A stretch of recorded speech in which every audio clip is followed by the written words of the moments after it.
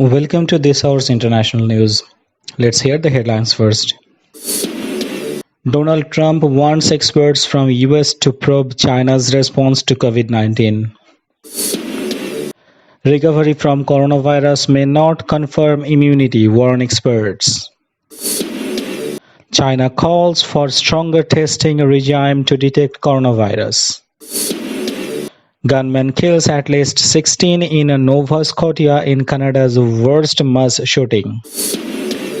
And China rejects Australia's questions on its handling of coronavirus.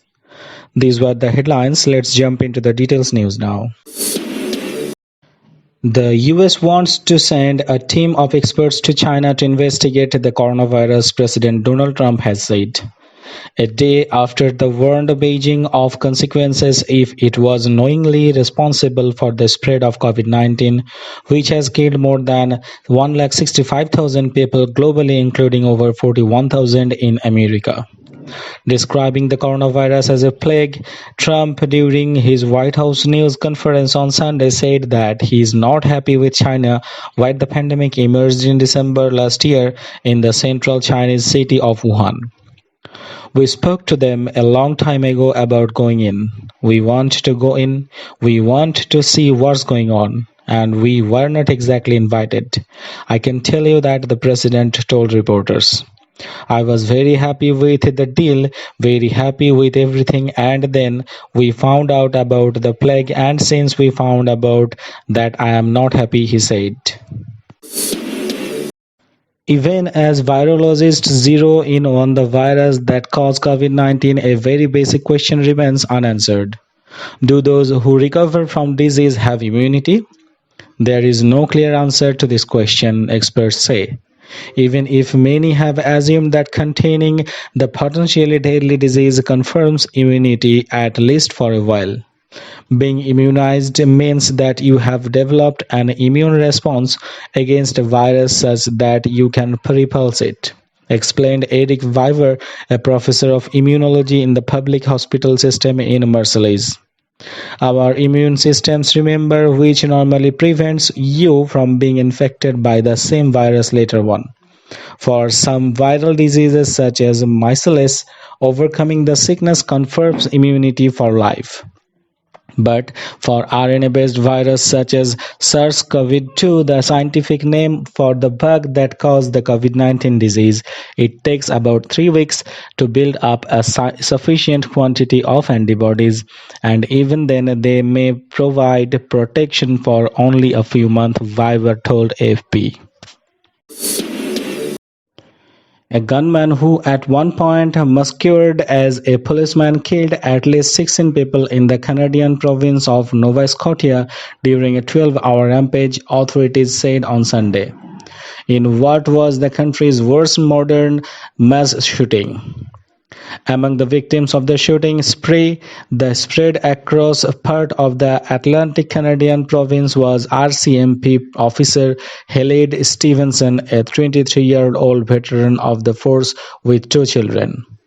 The Royal Canadian Mounted Police said the gunman, 51-year-old Gabriel Wortman, who worked as a dentist, appeared at one stage to have been wearing part of a police uniform. He had also painstakingly disguised his skirt to look like a police cross. Police added they had ended the threat posed by Wortman, who was dead, but would not confirm a report by the CTV network, and the RCMP had shot him. Wortman shot people in several locations in Nova Scotia, the RCMP told. A briefing RCMP Commissioner Bernard Lukey told the Canadian Broadcasting Corporation the police knew of at least 16 victims. Beside the shooter, she added there was no indication at this time that the killings were terrorism related. Police said there was no apparent link between Wortman and at least some of his victims. They said they had no idea what his motivation might have been. Today is a devastating day for Nova Scotia, and it will remain etched in the minds of for many years to come, said Lee Bregman, commanding officer of the RCMP in Nova Scotia.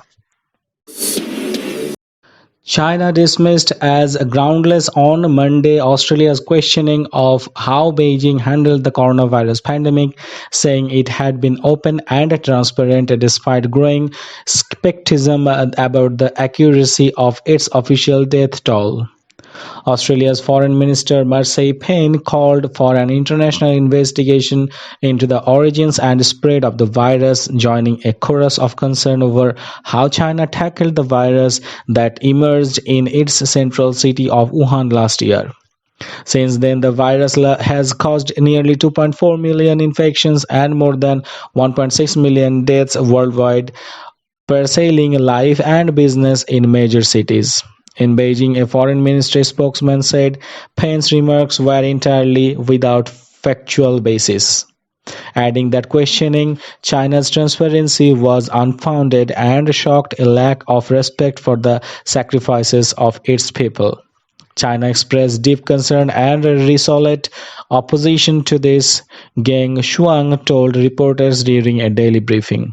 Australia's call comes amid rising criticism in recent weeks from the United States, including President Donald Trump, who said on Saturday that China should face consequences if it was knowingly responsible for the pandemic. On Monday, China's National Health Commission reported 12 new infections, taking the mainland's Italy to 82,747, while the death toll stood unchanged at 4,632.